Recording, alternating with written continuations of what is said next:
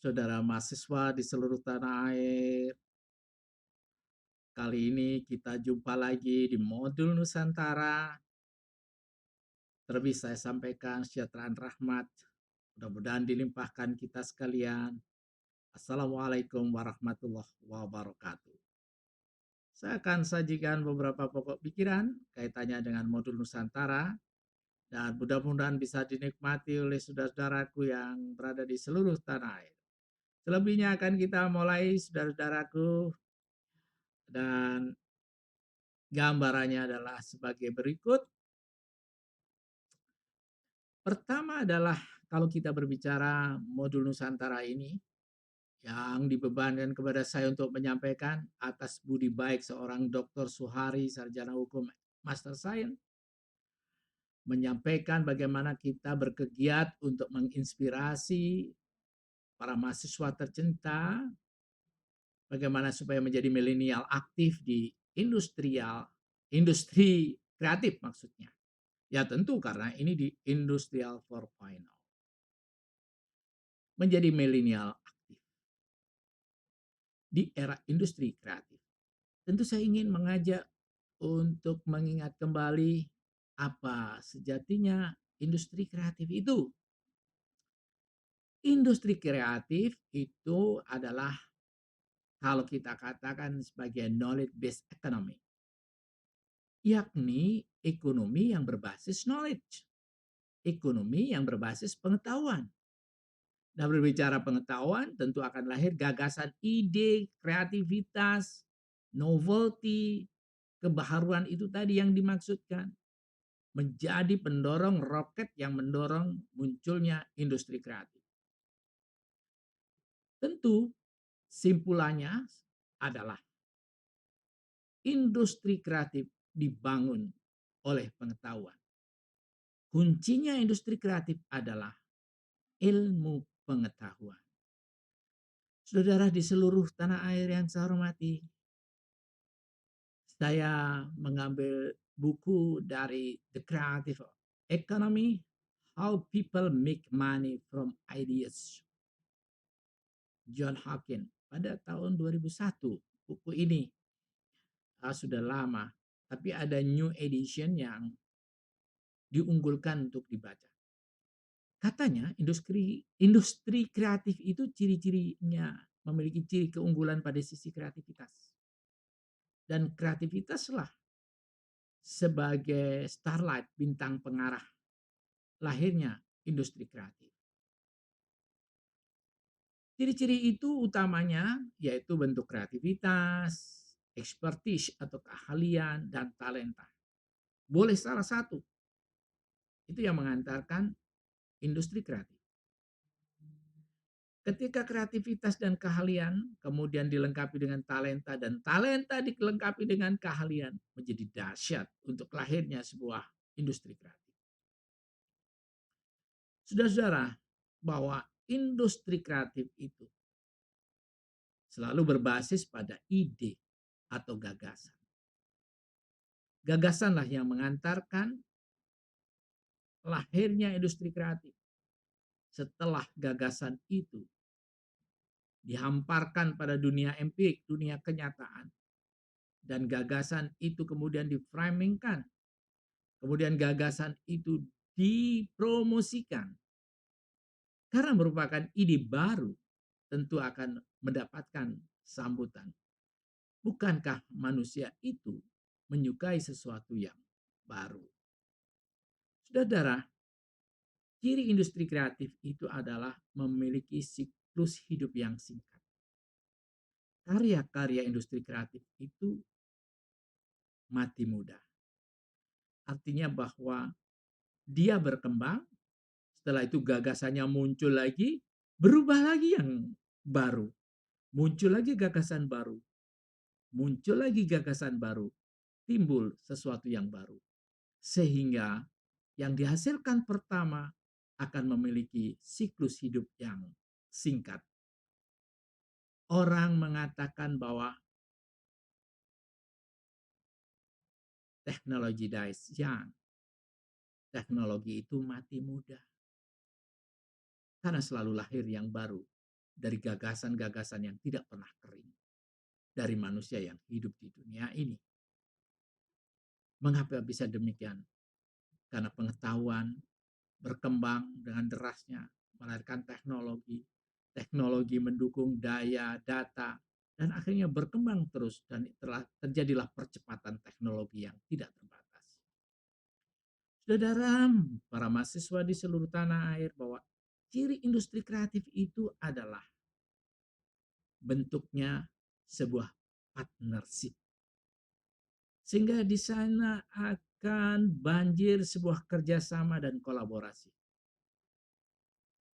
Karena kolaborasi dan kerjasama dapat menghantarkan dan memberikan jalan luas kepada hadirnya ide gagasan untuk menimbulkan industri kreatif.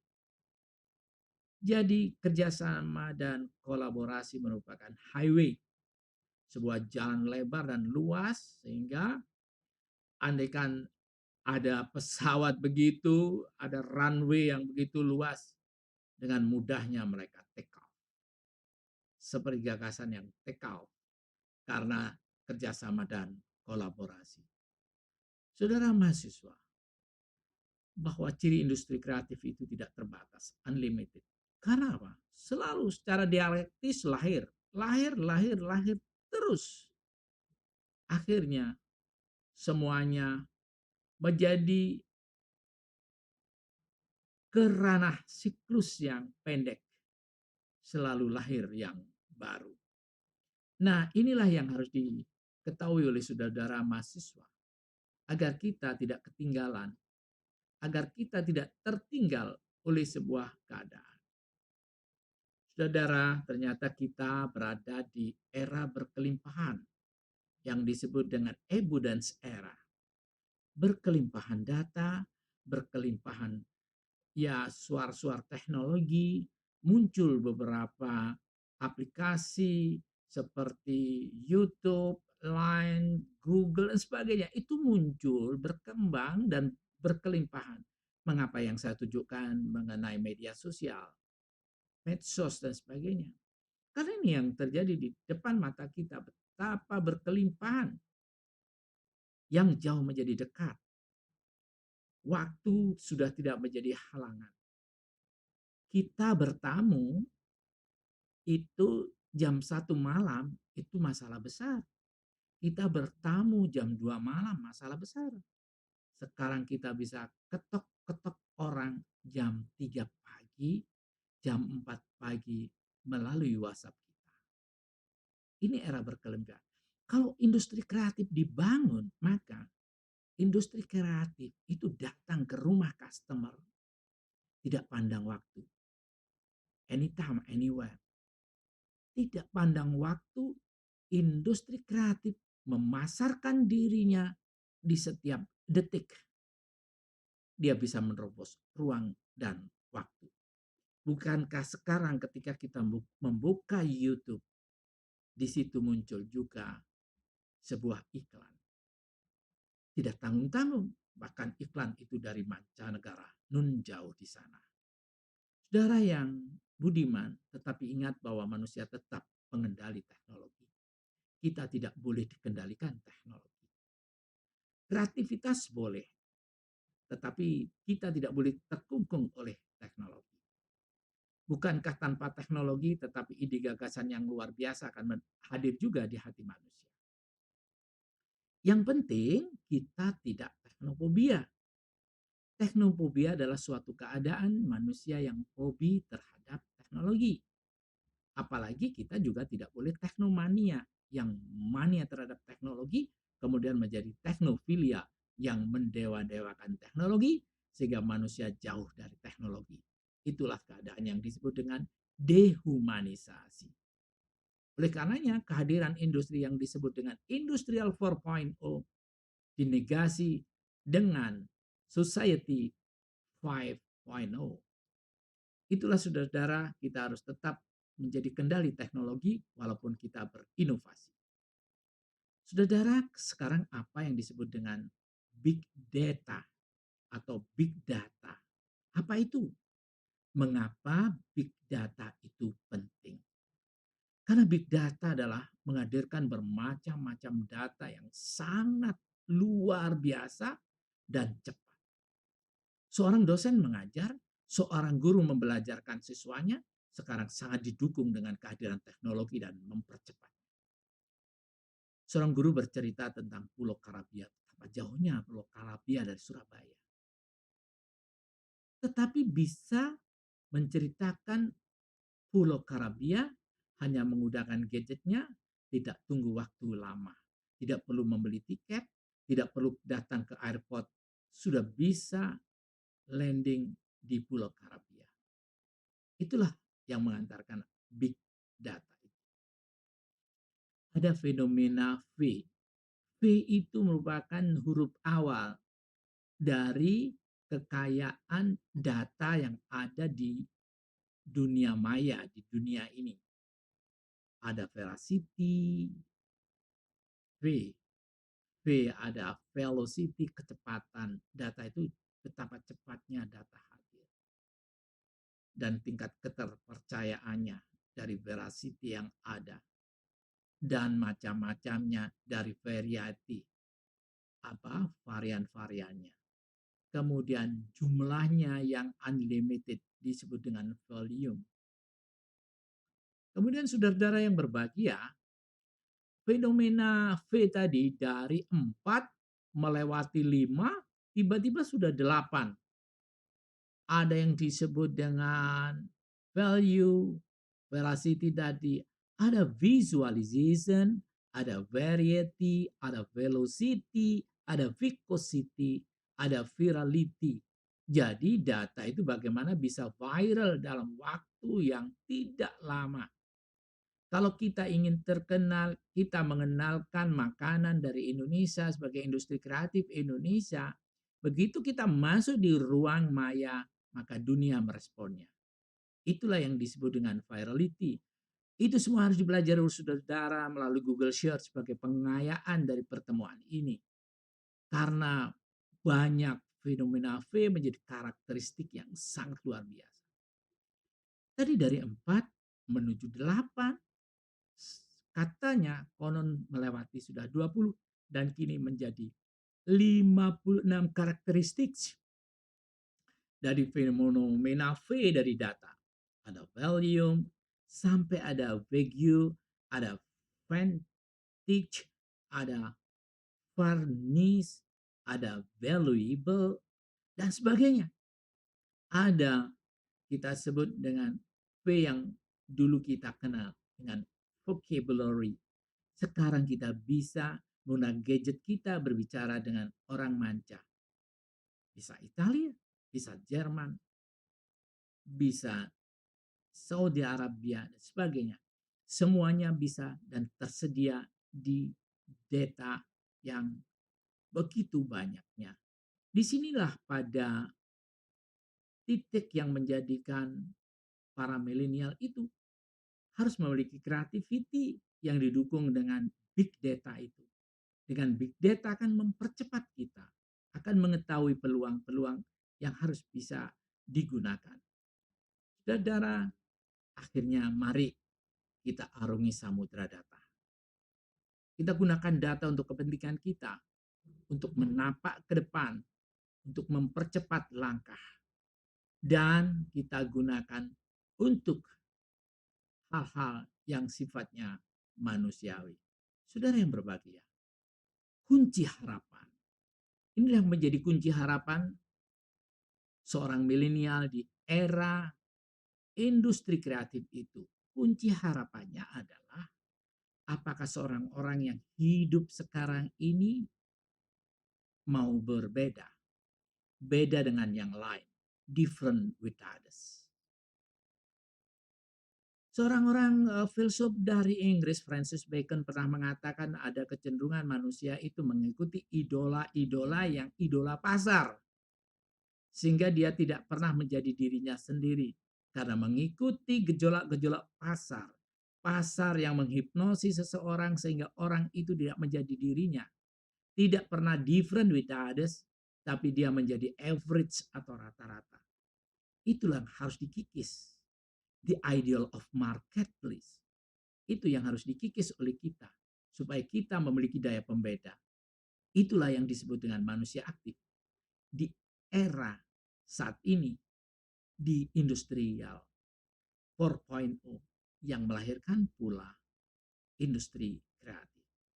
Saudara, coba ketika masa kecil saya jagung dipipil hanya untuk makanan-makanan tertentu. Maaf, di Jawa dikenal dengan belendung. Ada yang mengatakan bledus. Itu dipipil, kemudian diberi parutan kelapa, dan setelah itu diberikan garam secukupnya. Biar rasanya agak ya gurih, kadang diberi gula. Itu hanya namanya bledus. Itu dari tahun-tahun. Akhirnya percepatan timbul ketika knowledge berkembang, data datang bahwa sekarang itu yang namanya keju itu menjadi topping makanan apapun. Mengapa tidak dicoba untuk jagung? Kemudian adanya susu cair yang bisa digunakan untuk es dan sebagainya, dicampurkanlah di jagung. Akhirnya muncullah sebuah istilah jasuke, jagung, susu, dan keju. Masih banyak akronim-akronim yang luar biasa, saudara sekalian. Karena lahirnya sebuah industri yang sangat kreatif sekali. Saudara dari Sabang sampai Merauke, saya memberikan penghargaan sebagai Justitia Creativa. Kreativitas yang dibangun oleh seorang orang yang pernah membuat startup akhirnya sekarang menjadi sebuah yang industrial yang mendunia. Sekarang dia menjadi industrial yang bisa, ya, orang-orang yang bisa mengirimkan hasil-hasil produknya ke mancanegara. Kalau es campur dan es teler hanya bisa diminum di Surabaya ketika hawanya panas. Sekarang es bisa juga diminum di Saudi Arabia dengan cita rasa Indonesia. Karena es teler telah membuat frozen food. Bakso yang ada di sini bisa dinikmati di Johannesburg atau Cape Town, Afrika Selatan. Saudara-saudara yang berbahagia, betapa hebatnya. Kok bisa menjadi frozen food? Itu karena ada knowledge, ada ide gagasan. Saudara, makaroni tempo dulu, dia hanya disandingkan pada saat ibu kita membuat sup. Tapi itu masa lalu. Sekarang berkat kreativitas dan knowledge seseorang, makaroni naik derajat menjadi sebuah makanan yang digemari oleh para belia dan anak muda karena kemampuan mengolahnya yang didukung dengan kreativitas. Sekarang makaroni itu muncul yang namanya seblak makaroni dengan tingkatan level spicy-nya, kepedasannya. Kemudian muncul juga mager, makaroni gerah karena tingkat kepedasannya. Kemudian timbul juga makaroni dengan aroma jeruk. Itu mereka buat. Betapa hebatnya ide gagasan manusia melahirkan industri kreatif. Mari kita aktif di industri kreatif. Saudara, perkenankan saya just know to say thank you kepada saudara-saudara sekalian. Dan mudah-mudahan apa ini yang saya sampaikan menjadi suatu berita hangat untuk bisa didiskusikan hari ini. Akhirnya, Om Santi Santi. Assalamualaikum warahmatullahi wabarakatuh.